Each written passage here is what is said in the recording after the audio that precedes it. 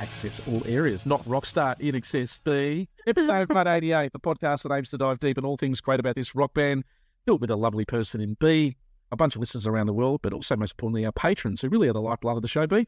I nearly introduced this as Rockstar INXS as our podcast, albeit it sort of is, but it's 188, shut the gate, isn't it? Oh, well, I feel like a bit of a rock star sometimes when I'm talking to you. You've just come off European tour, haven't you, eh? I tell you what I've just done. I've just been in touch with Blair from the Don't Change, and I've said, lock it in. I'm coming to Avalon in August. So if anyone's around in August, up in Avalon, I'll see you there at the gig.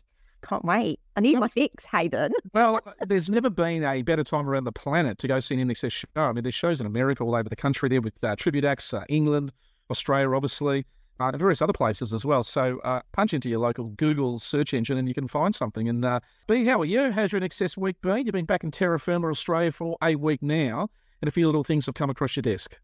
Well, yes, we have had a few, sort of like a little bit of offshoots from INXS in a way. Yep. I had a message come through wanting some contact with Greg Pirano, which was an interview that we did, it's got to be a good 6 months ago now, hasn't it? I think about that, yep. Yeah, who was a big friend of our gorgeous Michael Hutchence, and he came on and spoke about him, and it was lovely to hear firsthand little stories there. But Greg found a box of old film and opened it up and found out that it was really old footage of the Beatles. And rare footage, wasn't it? Very rare old footage by a guy from America, I think it was. Yep. Anyway, if you want to hear the story, I will put the link up from Greg's. He's done a YouTube video about it, and you can see a little bit of the clip as well. And if you know anybody who is a Beatles fan, maybe get in touch with Greg via this video clip, and you can take it off his hands. He's happy to. Well, as I said off air, B, I think Greg should go to Beatles head office at Apple Music or whatever, and see if he can actually sell it back to them, because 1964 is when the Beatles toured in Australia. That footage would be 60 years old. So anything related to the Beatles has a zero and an extra zero attached to it. So good luck, Greg. And the next part was our lovely friend, another friend actually of Michael's, Ollie Olsen, who of Max Q fame. If nobody has heard that album, you must. And that was another great interview that we did there as well. And episode, I should say. Here is a little voice message he sent us just to keep us a little bit more motivated to carry on. So thank you, Ollie. All right, over to you, Ollie.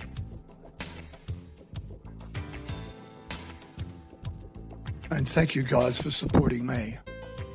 A big thank you to Jade, Ollie's loving partner, who does a massive job looking after him, obviously with the illness and ailment he endures. So thank you, Jane, for getting in contact with us. B, we came off pretty Vegas last week. I must say, we've had quite a lot of feedback on that episode, and I guess also we've been away for a month, so it was great just to have a lot of listeners come back and join the episode, and we'll be talking a bit more about it today. But any interactions or feedback you wanted to share at this early juncture?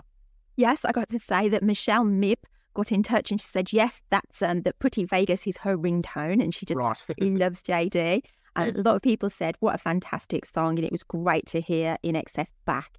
And with such a great singer. I mean, JD did an amazing job. And I didn't realise that he was near enough written all of that those lyrics. So well done, JD. Amazing. Yeah. I was so happy for them to be able to perform together. I like this album very much. That was Trisha. Of course, I don't know whether to say that even my favourite INXS song, maybe a little bit more bold to this. Oh, that's Andriano.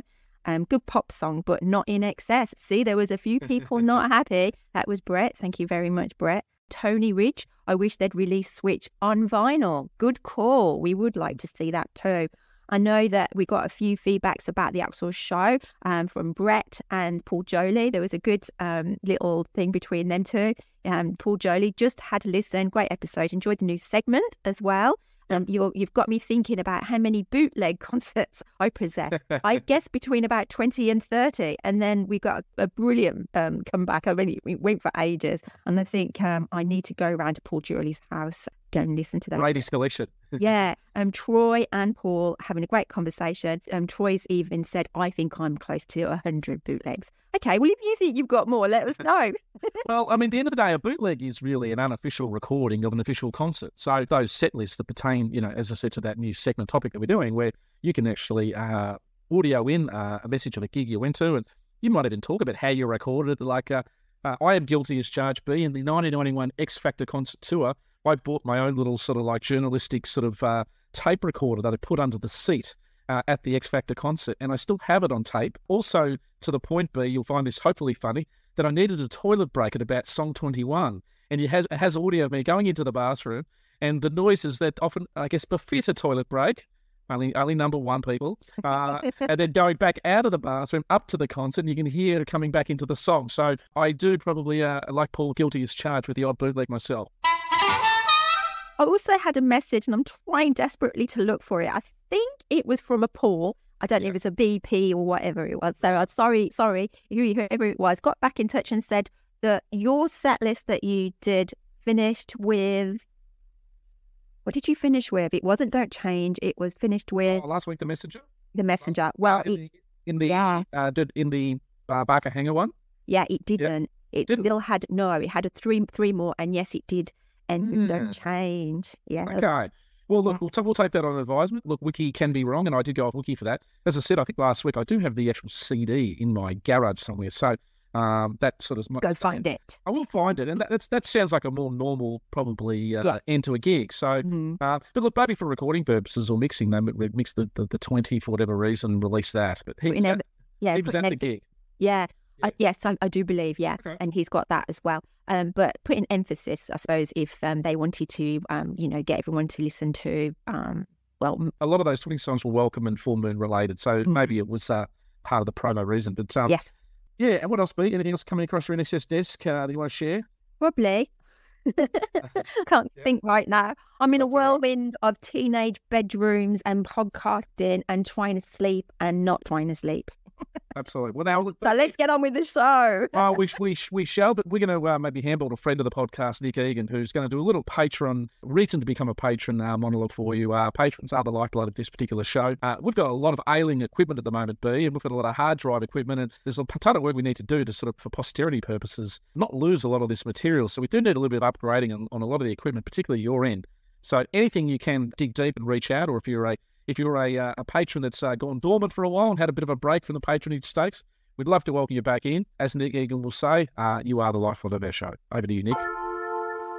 Hi there, this is Nick Egan, better known by you fans as the designer of the Kick, X and Live Baby Live covers, as well as director of the Searching and Don't Lose Your Head videos. Just under 2 years ago, I was on vacation driving up the central coast of California with my family, and I was looking for something to listen to, and I came across a podcast which immediately aroused my attention. It had a quirky but professional style to it. It was conversational. There was a lot of humour. I was immediately taken by it and reached out to both Hayden and B and offered myself as an interviewee, of which I did, where I talked about the Kit cover primarily. And since then, I've appeared on the show on a couple of occasions, or a few occasions, and I've seen it go from being a relatively localised but popular podcast to becoming a global podcast. So I also wanted to say to you fans out there, if you're not patrons already, please sign up, become patrons, because both B and Hayden do this as volunteers. They both have jobs as well as this. They put a lot of dedication into this podcast, a lot of love and a lot of time and effort. And even if you can't afford to become a patron, try and contribute in some way, because we need podcasts like this. We need podcasts that come from the fans, that are true to the fans. We don't want to sit here corporate band podcasts. We want to hear real podcasts from real people. Anyway, congratulations, Hayden and B. I'd like to say hello to everybody outside on the highway. Let's all say hello to everybody outside. It's about 10 with you, and we are excited about this band getting to the Rock Hall of Fame. They will get in the Rock Hall of Fame. There's too much great music to have it not occur. And you can join us at Cleveland, the Rock Hall of Fame, as they too get inducted circa 2025. We hope we are in excess. We start off before you went on holidays about the actual show itself. We broke down sort of the format and went into, I guess, broad strokes about the show. Last week we did a deep dive into Pretty Vegas, which really was probably the biggest legacy of the show in terms of a song being created right in front of our eyes and ears. And as we know, that song really sort of catapulted INXS back into sort of the mainstream consciousness. We're going to talk after the news today, B, about the 10 finest real moments. And when I say real, we're going to relate to Facebook here, REEL, real moments, because I guess these days, as you know, people like to consume their content in little bite-sized chunks. And if you haven't gone through the whole sort of 35 hours of the show, we were going to give you a fast-track table of contents to 10 of the best moments that we think reflect strongly on the show, B. can't wait. Is it time for? I think it's time for News of the Week. Go for it. Hi, it's Scott from Los Angeles. You're listening to INXS Access All Areas. And now it's time for the news. All right, well, we've got a big birthday this week, B. We've got GGB, Gary Beers, turning 67, which feels a bit scary, doesn't it? You know, he's the oldest in the band, and he is generally 67. The oldest, but the most sprightly, I would say. He does. He's got the best mop of hair in the band, and it's funny, he's got more hair at 67 than he had at 37, which is an interesting exercise. Okay, so we won't dive deep on that, but salute to you, Gary. There is a great interview with Gary on, I guess it's called INXS and Beyond, and there's a great YouTube video interview there on YouTube for Gary. So if you do want to sort of celebrate Gary's birthday and watch that, I do strongly recommend. Also this week, there has been news released that Andrew Farriss has a brand new song out, and I watched it today for the first time in the video. Definitely absolute country. It's actually a banger. I really liked it, actually, for the first listen. It's called Something Stronger. A cool little video. I think it's shot in America. You know, any video that has cars, sort of a 1960s backdrop, and it talks about rolling your own cigarettes and driving and drinking whiskey, B, probably ticks all the country and western boxes except for their dog dying. So why did you say whiskey, B? I don't drink whiskey. I was saying whiskey in general, not you. But, I tell you what, there was I've been following it on Instagram, and he's been putting quite a lot of stories out on there, talking about reels earlier. Yep. And there was one backstory about the cars and the video. So yeah, get on there, guys. Go follow Andrew. Absolutely. Now, this is, I guess there's a couple of publications you can see this. If you go into Country Town, which I think is an Australian publication, I believe, you'll see the video itself. It's also coming from his forthcoming album called The Prospector, which I think I mentioned before you went away. Additionally, there is another article online presence called Rock Pit. There's some more details about the song and the album on that.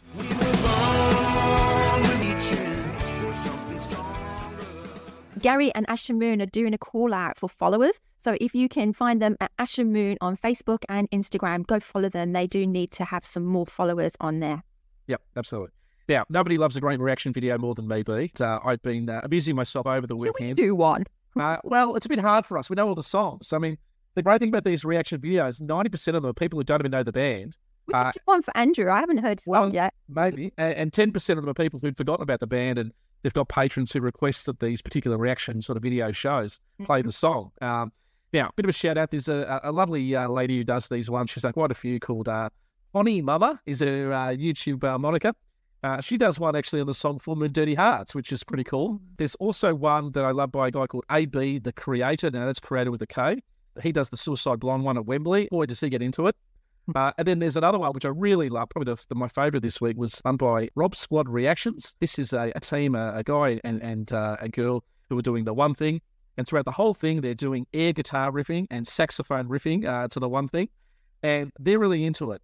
The common thing about these three videos, these reaction videos, is they're all African-American, fans and listeners for these reaction videos. And again, it just highlights just how INXS really did cross over that, cultural lines, into black music and that white boy funk that sort of crossed over into the sort of the black mainstream or sector of the music community. And we know Nile Rodgers loved the sound, and that again is that sort of cross-pollination of styles. So again, there's hundreds of these reaction videos out there, but they are great seeing people sort of figure out what we've already figured out. So do yourself a favour, as we say.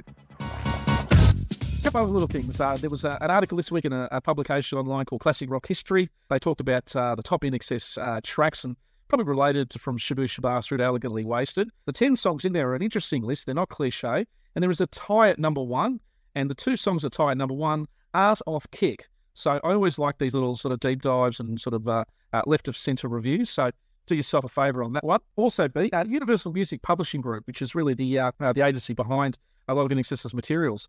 They're posting out at the moment a lot of sort of, website links to go and check out some of the material. And 3 little posts they've done the last week. One was for Need You Tonight, and they've posted 21 different versions of Need You Tonight on this one sort of 21? Yes. Now, some of these versions relate to remixes. Some of them relate to cover versions, which one of them was Bonnie Raitt. I think Liv Tyler does a version, the actress, but there's 21 versions of that. There's another one that came out with Don't Change. And there's 16 versions of that one with bands such as Goo Goo Dolls, AFI, and Everclear. I think all of these particular sort of publications from Universal are really cool if you are in the mood for a song and want to hear all the variations and the different styles behind them and remixes. Love it. Yeah. So where can people hear that? Well, I think just go into Universal Music, punch in INXS, the actual songs I mentioned. I think that'll pop up accordingly. Now, B, this band probably wasn't big in the UK in the 90s. Do you remember a band called Better Than Ezra?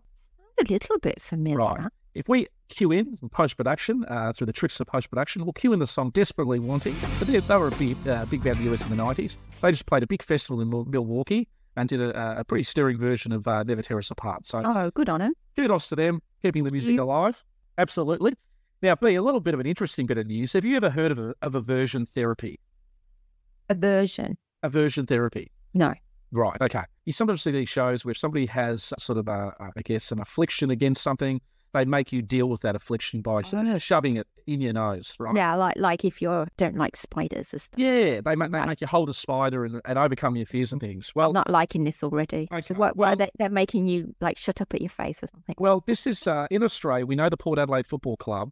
The last 60 seconds before they play a football match at home, they play the last 60 seconds, or they play 60 seconds of Never Tear Us Apart. Okay. And the crowd have the scarves and they all get into it, right? Well, their competitor last week, the Brisbane Lions, were training at their Brisbane ground and they were flying to Adelaide where they were going to play Port Adelaide and hear this song. At training last week, their coach, during training, back at their ground, played Never Tear Us Apart across all the speakers during training for about an hour back on back, right? And the players were kicking the footy around. They were hearing this song. Love it. They flew to Adelaide to play this team. They hadn't won there for years and years and years, and they won by 79 points. Okay? What? So their INXS aversion therapy to Never Tear Us Apart worked. So well done to the Brisbane Lions. Scarred for life with INXS music. Well, they heard it they heard a training session in, training session out last week, went to the venue to compete. Didn't care about the song on the day. They were used to it. End up winning the game. So well done to the Brisbane Lions. Friend of the podcast, MM, did post on a lot of the socials this week a very famous gig at the Palace Theatre in Hollywood in 1984, which was really, I think, one of only the few gigs in California and America that year that INXS played. And that was the swing sort of concert sort of series where they played at that particular venue. So if you do punch into your computer, Palace Theatre, Hollywood, 1984 INXS, Matthew Marsland, MM, did post that on his platforms. There's a lot of other information around it, as typical of Matthew, who knows everything above and beyond. And it's not worth just looking at his post, but look at his comments as well, because he puts loads more information into the comments. Also, too, I'm about to promote the vinyl release of actually a 40-year-old song talking about the swing. And there's a vinyl label called Vinyl Squeeze, and they do a lot of vinyl stuff. I don't really plug other type of entities like that, but the Decadence version of the 7 tracks comes in a red vinyl version. It's only $92. Now, relatively speaking, that's not a bad price. Now, their current shipments sold out. They're going to be reprinting more. And if you didn't get the Decadence on a album version or vinyl, they are going to be printing more of those. And I know I'd like to get one of those. I've got the tape version, a couple of the tape versions, or little, single versions. But it is something a lot of listeners over the journey that we've spoken to would love to get. So I'm giving it a bit of a play. I've got a vinyl without a cover. Oh, okay. Really? Okay. All right. Couple of little bits of news to round up. The Lizard King channel do a great little YouTube review of Listen Like These. Goes for about 8 minutes. Do yourself a favour. Toya and Robert Fripp from the King Crimson. Now, King Crimson were a prog band in the 70s, quite a famous band. And about 2 years ago, remember the husband and wife combo in the living room were doing a Devil Inside thing? Yeah, a bit cheesy, but it is completely cheesy. But they're going on tour together, and they've done a video. They've done a video for Devil Inside, and honestly, it must have cost them $14 to make. And makes the INXS film in their kitchen, probably. Well, this looks like it's in a cubby house. This one. Oh, right. But it makes the INXS song "Just Keep Walking," the film clip where they're in a box and they had the background. It makes that look like a MJ's Thriller album in terms of production spend. So they haven't gone all out, but it is quite amusing. Also, too, a couple of little things on 96 FM this week in Perth. They did a celebration of John Taylor from Duran Duran's birthday, and they cited a little bit of that footage of him on talking about the Reflex and how he cited INXS and how they were a big influence on them getting Nile Rodgers and things. That stuff was a bit of a positive. And the last bit of news, which is quite timely because we are talking a little bit about JD Fortune and the Rockstar INXS period. There's a great interview with him. He just played literally 2-3 nights ago in a place called Collingwood, which is a name of a footy team, but it's actually a town in Ontario. He just played a gig there, and there's a 12-minute interview that he did for Rock 95. It goes about 12 minutes, 37 seconds. And he talks about his time at INXS. He talks about the shows he's putting together. It's got some INXS tracks, some Pink Floyd, AC/DC, some of his own material. But he also talks about that he's heading to Australia to tour. He actually has spoken privately with Gary and privately with Kirk, and he's allowed to use some INXS insignias on the gig to promote it. He's going to be touring out here I know you've reached out to him a little bit through a message to get him on the show. We'd love to think that's something he'd love to do. It seems like really good timing because he is an important chapter in the band's history, particularly between 2005 and 2011. And coming down to Australia would be great if we could even go see him at his gig and do an interview with him here or catch up to him before and after at least, Oh my God, I can't wait. That's very exciting. Thank you very much. Yeah, so that's from his words, and there's a company, as I said, bringing him out here to do some shows, and I guess we'll just wait and see when that gets announced as well. So I wonder who's going to be supporting him. Don't know. Maybe Asher Moon. No, sorry, Gary. It'd be nice if Marty comes out again, though, wouldn't it? Who knows? So, look, again, we're going to talk a bit about the Rockstar in a moment, but I think he might just be a standalone show. It's probably one of those things where he'll probably play venues with 200-300 people. It's not going to be something where it's 1,000 people, 2,000. I'm really, really excited. Actually, I hope that happens. Yeah. Especially if the boys come, like Kurt gets on or Tim comes on or something. Oh my God, you've just got to get a ticket, haven't you? You've got to be there. Well, we shall. Well, maybe we can help promote and things as well. But B, that's the news of the week. Hey, this is Tim Farris. Big shout out to Hayden and B. Also want to say hello to all the listeners and INXS fans. Thanks for listening. I love you, Hayden and B. You're doing a great job. Keep it up. Thanks, Tim. And now it's time for Topic of the Week. All right, B. Well, as I said at the outset of the show, we're going to talk a little about Rockstar INXS and tie up this little period of the band in a ribbon today. And as I said, everyone these days is a consumption of content through their own sort of means. And I guess Facebook Reels, or Reels as they were, I think Facebook bought out a few years ago, but we all love a little 6-minute reel, a 10-minute reel, a 12-minute reel. And we know it was probably a big ask to ask our listeners to go back and watch 35 hours of content. We know some did. But we thought we would just sort of break down maybe the 10 finest real, R-E-E-L, moments of the actual sort of show, and also too maybe at the end of it prosecute the good and bad and where it all sits in the canon, for INXS as a legacy piece, which we'll do at the end. But I know you haven't done as much consumption in the last week, but just off the top of your head, what's the first thing that came into your mind about the show that you enjoyed the most, that sort of resonated with you? The most important thing is to see the band. To see our boys there in the limelight, being rock stars, sitting there enjoying it and participating, but actually on the sidelines, and they are the stars. Yes. It was just lovely every episode, just seeing the joy from them as well, and all the little things that they did, all the little clinics they did as well. That was very interesting. I loved watching those. What Tim did one with all about how to go with the press. Kirk did one about the speech therapy with music therapy. Andrew did some of that. It was great. I really enjoyed the dynamics of it all and how they mixed it up. And I mean, I haven't gone past episode 17, but I know there's more to come. So it's great. 100%. I enjoyed it. Well, I was going to share with people sort of the 10 things that, again, some of these were my memories of the time that I actually, when I had to do this, I thought these are the 3 or 4 things that really stood out. And then since going back through the show and trailing back and looking at different clips, I've come up with my sort of top 10 list. And look, number 10B was exactly what you just said. It was really the band. We hadn't seen the band in a happy place for the better part of 7 or 8 years. Think about the time of production. It was July 2005. Michael's passing was November 1997. So we're looking at 7.5 years, which is almost like a Beatles career or, difference away from when they were on stage and playing with Michael and a point of sort of band happiness. And I think you're right, looking at the footage and seeing them all sitting in their little sort of area, like in a crib, with Dave Navarro and enjoying the music and enjoying the contestants. There was a passion, sort of a vigor. They looked healthy. They had definitely, I think, toned up, been to the gym, had their hair done, had the sunglasses going. They looked sort of fit and firing and sort of had that sort of vigor in terms of sort of serious as well. There was a serious side that, we as fans see all the fun side and the exciting side. This was the band being serious. Like, they weren't taking this lightly. No. I really enjoyed seeing that side of the band.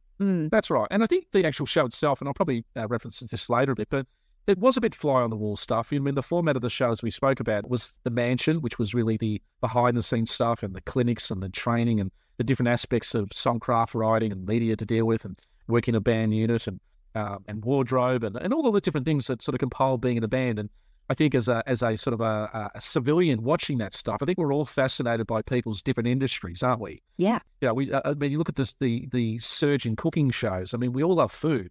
So when you see fantastic chefs and people come out and cook and create these little masterpieces, you can't help but be intrigued. And I think, as with reality TV in the last 20 years, what a lot of it is geared around is showcasing things that are everyday life or in some cases, in this case, a completely aspirational profession like being a rock star, and putting a curtain sort of behind sort of the walls and looking at it and going, wow, this is what... more to it. Yeah, there's more to it, and there's stuff that goes into Not just a microphone and plugging it in and getting up there, is there? Correct. And you could tell there was so much difference between them all. Yeah. You know, the young girl whose name escapes me, she's a tiny little bit arrogant.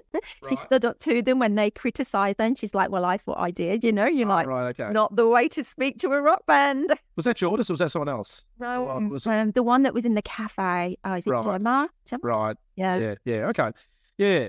Look, number 9, I did speak about this from the first episode, but watching the show, the first episode, and when all the contestants were at that beautiful mansion, that Mediterranean sort of mansion, famous sort of villa thing there, and then they could hear the band, they could hear the music and What You Need being played, and we didn't really know what the show was going to be about. I mean, there was no Twitter there, there was no real sort of Facebook then, there was none of this sort of stuff that gave you hints and whatever. Like, so when you watched it, you really were like, wow, what's this going to be about? And everything was a surprise. And they go into the room and there's the band playing, and they flash over to Dave Navarro, which, street cred, they're playing the guitar to What You Need. My heart and my fist was in the air going, wow, this, thank God for this. This is going to be cool. Like, having Dave Navarro, it's going to be cool. And was that the part that you thought, right, I've got to get a ticket? Possibly, yeah. I mean, yeah. I think it was in the back of my mind that probably I would go over, and I was at a point in my life where I had the freedom to do things like that. I just had a relief factor going, this is not Australian Idol. Okay, it is a reality show. It's not pop stars. There's something going to be a bit edgy about this that is going to be its own form. And it's sort of, took a little bit of that fear that I had seeing Dave and the band sort of there, and how that was sort of going to be played about. So I've only got to episode 16, but I've seen the crowd, the audience grow. Yep. Or not so much grow, but compact. Yes. So at first there was sort of like, there's a few people there, and now it's got bigger and bigger. I mean, how far away were you at that point in the audience? You were right at the front. Well, look, I've been able to make my way up to the front of the stage at 20,000 seat venue. So being in a place with about 300 people was just a walk in the park. So, but I will indulge a bit later and probably share a couple of anecdotes. All right, number 8, the venue. I guess it's interesting you sort of talk a bit about it, but the actual venue. When we were walking through the lot of CBS there down in sort of Beverly Hills, going into the studio, we were going past some of the other studios there, and we were going in. The way they constructed that studio inside, it really did feel like a nightclub sort of venue. But, it was obviously one of those clinical studios that done all the way up, and it felt like an amphitheatre. It felt like you were actually at a pub gig or something like that. And I think between that and the mansion and the production values that, the camera work and just the way it was hosted with Brooke, and then the way, I guess, they were able to liaise with the band at the side, and then Dave adding his 2 cents in, and then the contestants' feedback. The production values were of a high order. And I mean, they even got a plane in, didn't they? Fantastic, yeah. And look, I think you owe a bit to Mark Burnett from that. He was the guy behind The Apprentice and a lot of the famous shows there, and it had his sort of flourishes all over it. But the actual production values and the venues, both the mansion and obviously the studio itself, were really A1.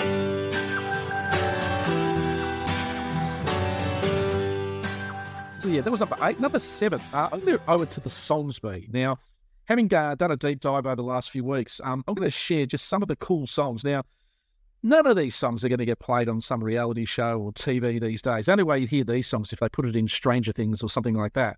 But here's just a list of some of the songs and access that the record companies gave. And I think that's a big thing. The record companies of these artists and the artists themselves shared and allowed this material to be played. Now, I reckon in these modern days there'd be all these restrictions, but let me just put some songs out here. We've got The Cult of Personality by Living Colour. We've got Walk This Way by Aerosmith, Roxanne by The Police, Mr. Brightside by The Killers, What I Like About You by The Romantics, Paranoid by Black Sabbath, Message in a Bottle, The Police, Everybody Hurts, REM, China Grove, Doobie Brothers, Lola, The Kinks, Superstitious, Stevie Wonder, If It Makes You Happy, Sheryl Crow, Everlong by Foo Fighters, Crazy by Seal, Man Who Sold the World by Bowie, and also by Nirvana later, California Dreaming, Mum and the Puppers, Bob Marley, No Woman, No Cry.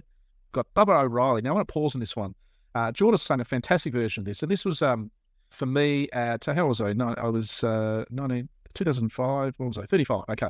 So when that song was played by Jordis, I'm like, who's this? And then I found out it was a Who song. And then I found out, later that the song Rush by Big Audio Dynamite sampled this. And I'm like, wow, this is like a song that, that is an important song in my life now that I would have never not known about because it was on this show and it was a 70s song, What else we got? Suffragette City by Bowie, Rock the Casbah by The Clash, Lithium by Nirvana, Get Back by the Beatles, Wish You Were Here by Pink Floyd, Give It a Little Bit by Supertramp, Purple Haze by Jimi Hendrix, The One I Love, R.E.M., Blister in the Sun, which is quite a sort of a famous one by the Violent Femmes, Can't Always Get What You Want by the Rolling Stones, and many others. That's just a small sample that they got licenses and agreements and ability to play these on mainstream TV. So kudos to the record companies allowing it, and kudos to the bands and artists behind them allowing it as well. You missed off, which was a real poignant part. Well, right. During the show, they had to choose a song.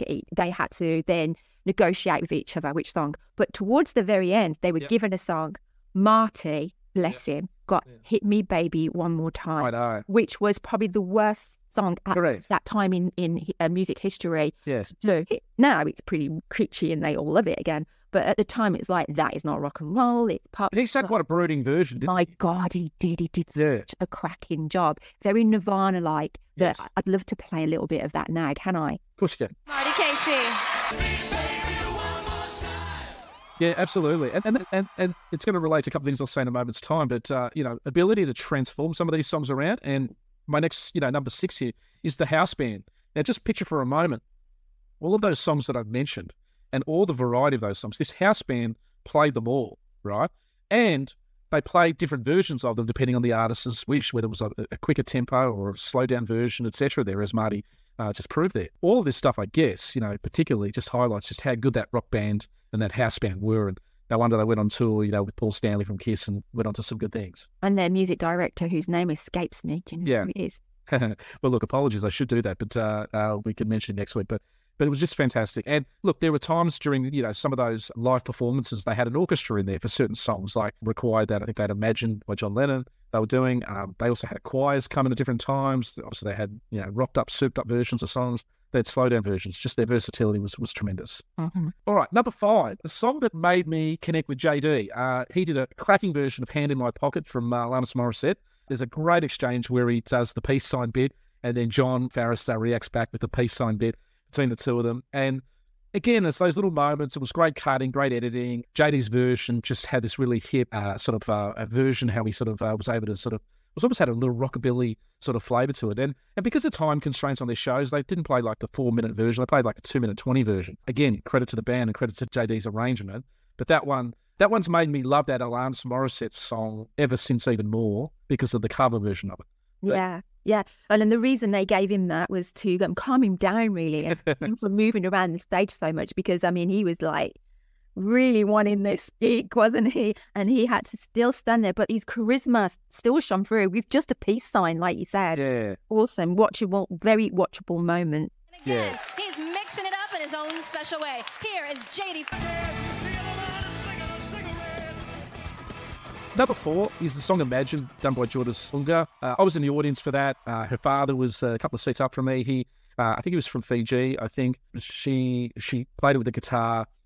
Her vocal range, her ability to hit the notes, the soaring, chorus, the taking a song that John, one of the most amazing songs ever, and putting your own slant on it, still gives me tingles. I watched it again today, and again, if you can just plug that into YouTube, Jordis Ungar, put in Imagine, Rockstar INXS, you will be spellbound, and we may even have a little treat later in the show regarding that song. But that's my number 4. Number 3, what I loved, going back over this particular sort of show beat, I love JD's politicking.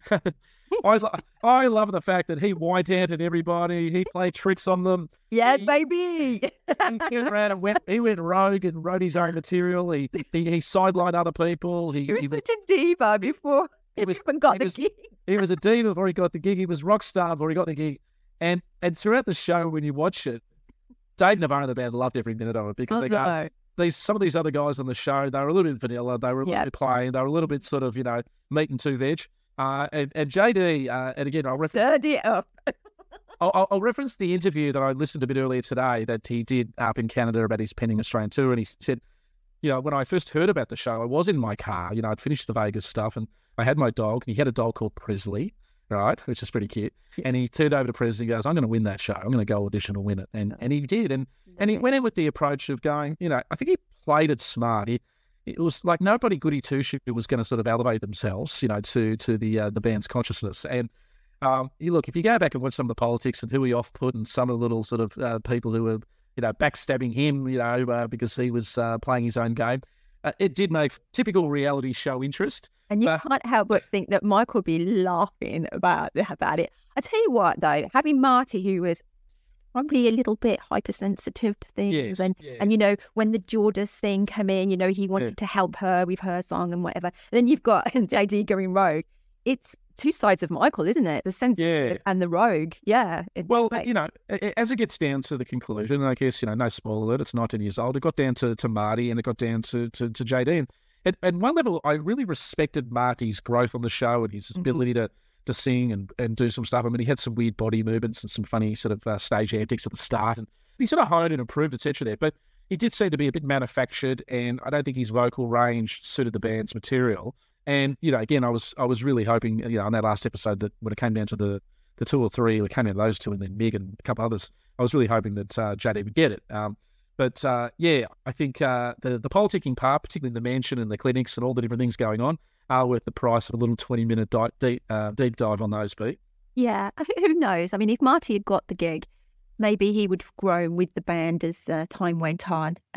He just seemed a bit more mature and probably could have, carried on a little bit longer than what JD did. But hey, what a storm!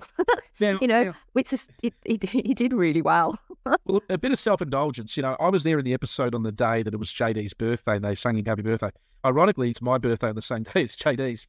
So you're a bit like that sometimes, aren't you, Hayden? Well, yeah, I'm a bit immature, but look, JD was 30 at the time. I guess he's pushing sort of 50 now, but and maybe Marty was a couple of years older. And I think maybe in terms of sort of the better bloke and the guy with the better sort of moral compass and things, maybe Marty was that guy. In terms of the talent, the rock star, and just the edge, JD probably had that ahead of Marty. And ultimately, to give JD his dues, the creative stuff and the fact that he was able to write Pretty Vegas, he was able to perform it twice on the show. I think it's episode 26, 29, and 30. He does them, I think. I think there might be 3 different versions. One's acoustic, one's with Dave, or whatever on those episodes. But he came up with that track that really sort of, singled his talent out that he probably had in taking a bed of music. And, Andrew wanted a co-writer. He wanted a partner to co-write with. Even though Andrew's written a lot of beautiful songs by himself, like Beautiful Girl and Baby Don't Cry and these songs, I think Andrew always enjoyed being a co-writer and having a lyrical input from someone else, which is probably, again, helped JD. And JD was pretty fresh with it, yeah. Yeah. And look, again, ties me to number 2. Tim at the end selecting JD, and he takes the sunglasses off and says, you are right for our band. I felt like he was the best of an okay bunch. I think that if I look back at Susie and Jordis, I liked them particularly. Could I see them in front of INXS? Well, I was on the Jordis bandwagon the first half of the show, but she sort of petered out a little bit. I didn't think Ty or Meg or Marty, I could see them sort of being the lead singer. I guess from a selection point of view, it was 90% Americans. The one thing that probably could have done is they went around the world and did auditions around the globe, but whether it was a record, not a record company decision, whether it was a studio CBS TV show decision to have 90% Americans and 1 or 2% foreigners, or 10% foreigners is up for debate. But I think ultimately JD getting selected, hitting the ground in excitement. I think I was pretty excited at the time. Kudos to Marty. He stood there and just clapped and clapped and clapped and was very appreciative. And I think at the time he was given quite good kudos for that. He was gracious in sort of defeat, I guess, if you call it that. That was, quite a big moment. But Tim, he said on that last episode, we're one episode from being a complete band again. And that was quite poignant. Yeah. I suppose if he didn't win, then he's still, he's shone as an independent artist. Marty would have a lot of, so he wasn't a loser. No, he had a band. He had a band called the Love Hammers, and they got a lot of work thereafter. Yeah. He had a lot of things sort of went his way in terms of being able to tour and get exposure on the back of that and release music, and it definitely didn't diminish, him in his creative pursuit. So I think from that point of view, that was significant to mention for him. Oh.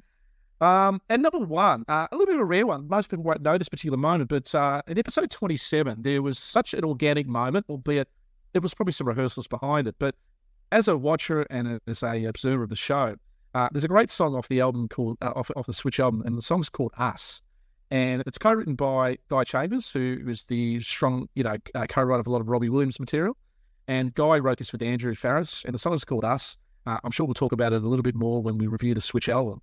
But in this episode, on episode 27, the band get up, sort of impromptu to say, hey, let's play a song with 4 or 5 of the remaining sort of contestants. They rotate the lead vocal around. They sing in rounds a little bit too. You remember that sort of row your boat? There's different teams singing different parts. They sing parts of it in rounds.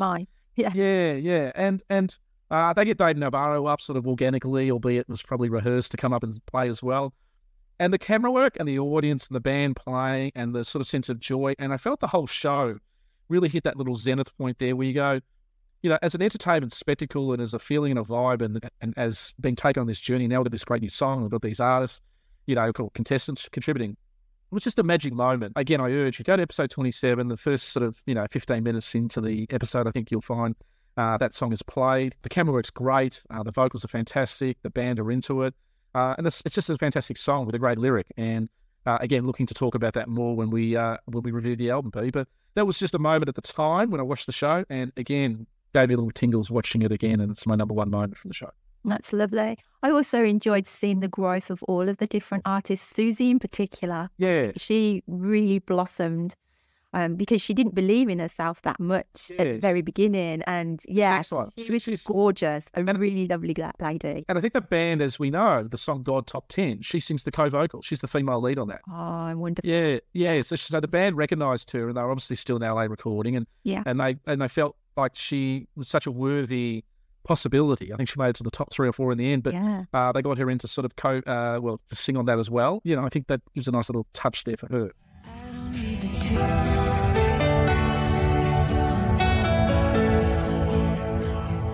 All right, the questions be, okay, this is, I guess, a question sort of that's sort of half rhetorical and half not, but did the show achieve its intended goals? Let me throw that to you first. Now you know the outcome of it because obviously, it's 19 years ago, but how would you answer that? I've got my own thoughts on it. Well, I think they did a really good job, and I think that the outcome of their achieving their goals was, I think a tick, tick, tick. Yeah, okay. So I'm going to answer in 2 parts. I'm going to play sort of the protagonists and say, yep, I think they did, and I'll answer sort of why I guess it's a yes. I think if you think back to where the band were at, they'd 7.5 years off, they'd lost Michael, they'd probably had dwindling American, sales interests in the last 5 years of their recording career. As a marketing exercise and also as a monetizing exercise, to create a show like that, created money for the show. I think it was a money spinner as well for the band and the record label, and they were accused maybe of that at the time. But if you're trying to get, I guess, impact and exposure, we are talking about a pre-Facebook world, a pre-digital, sort of messaging sort of world. Going on CBS, which was one of the biggest TV stations in America, and then having affiliates around the world and actually filming the process of actually auditioning a singer was quite unique to a degree and quite marketable in its planning and its execution. So from that point of view, it achieved the goal of getting the band back into the American consciousness, gave content and gave exposure to the brand name. Obviously, the legacy of that, they had their highest charting single in 13 years with Pretty Vegas. As we know, it debuted and hit number 37, albeit it really hit number 5 because of all the digital downloads and hitting gold status we spoke about previously. The album, I think, hit 17 in America, which was their highest charting album since Welcome to Wherever You Are, which was 16. So it surpassed, the peak positions of Allegedly Wasted and Full Moon. They did 3 world tours that followed over the next sort of 6 years with JD, obviously went around the globe. In terms of putting an edge to a scratch the band probably had and going out on their own terms to a certain point, they were able to sort of go, well, look, we couldn't control what happened to Michael, but we were at least able to control, and as Gary, I think, once said, we did a great album, we got together, we did a great world tour, did a couple of other world tours, and we got back to playing what we loved again and exited out sort of more on our own terms than probably what would have happened if it was just down to Michael from that point of view. All right. The antagonist in me, the naysayer says, did the show achieve its goals, et cetera there? What's the no behind it? Well, you could say that JD only lasted for 1 album. He was partially on the original Sin self-covers sort of album. He did ultimately combust a little bit as a sort of performer. He did, through his own admissions, get into drugs. Was the experience seen to be a little bit tacky? You could argue, yes. I think in light of history and over time, there's a lot more tackier things that have happened in the world in the last 19 years than Rockstar INXS. Yes. And as I said, going back and watching the show and watching sort of the merit behind it and the production values and everything and what the band were able to get out of it, I think gave a lifeblood to them. And something I failed to mention is that their best of, I remember in America, I bought a copy of one of their best ofs. That suddenly, hit platinum status over there, or gold status, I think. Like that did another 500,000 copies. People were out going and buying a lot of their old catalogue stuff. So it really sort of helped them on that sales and that consciousness sort of level there. My overall view, I guess when I look at it all, is that the ends justified the means, and I think it's sort of something the band wouldn't regret. And I think that the way that show could have gone is it could have gone down very much in a sort of in a ball of flames. But thankfully, they got good people behind it. And, I guess between Mark Burnett, Dave Navarro, Brooke Burke, their record company at the time was handled in a certain way that was there.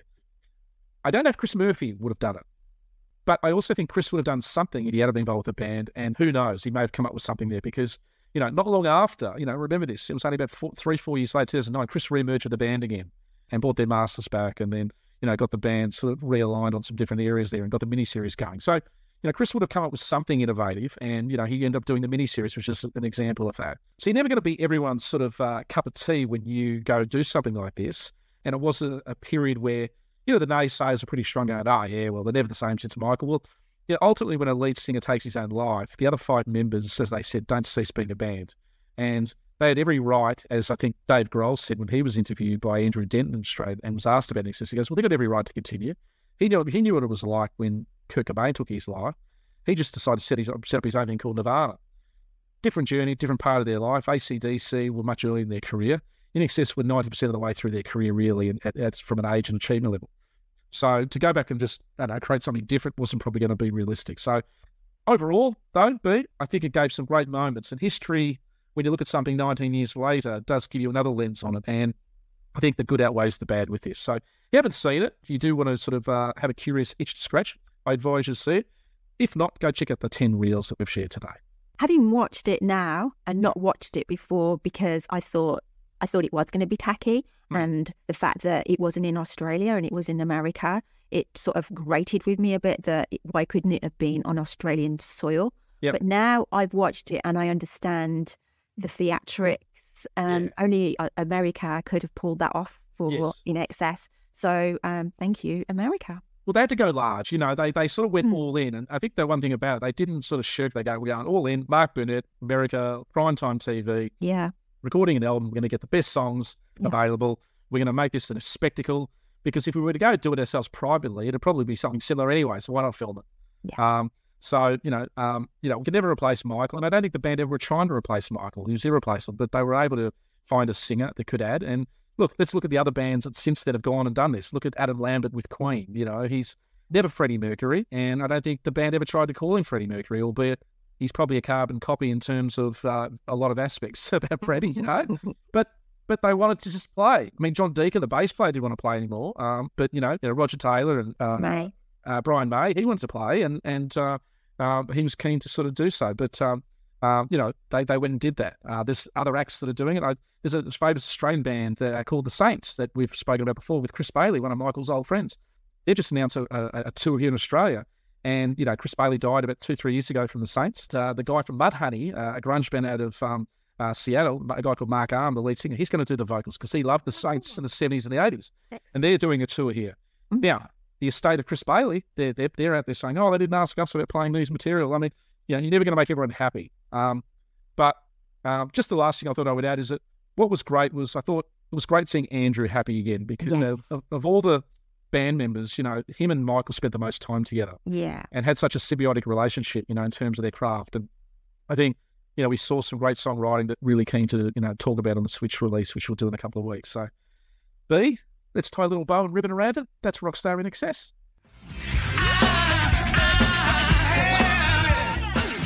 Hey, this is Paul Jolly from Sydney, and this is The Big Rat.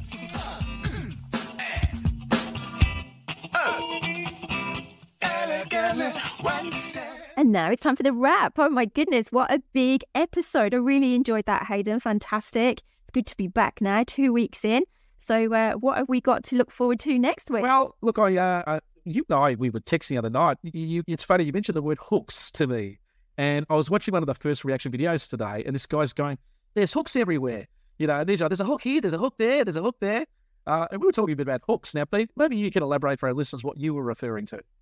Yeah, well, I think it's quite important because INXS did a lot of hooks and there's some really cool ones in there. And I'm sure you've got your favourites, like you're my kind at the very end, never mind at the beginning, or it hooks you in and hooks you back and wants you to play more. And that's just one song. So I reckon between all these 11 studio albums and even probably stage gigs as well, we've got a whole lot to talk about.